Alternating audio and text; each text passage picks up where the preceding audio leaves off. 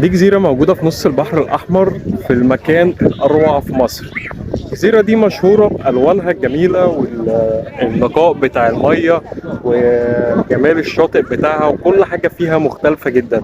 من أكتر الأماكن اللي أنت فعلا ممكن تزورها في الغردقة.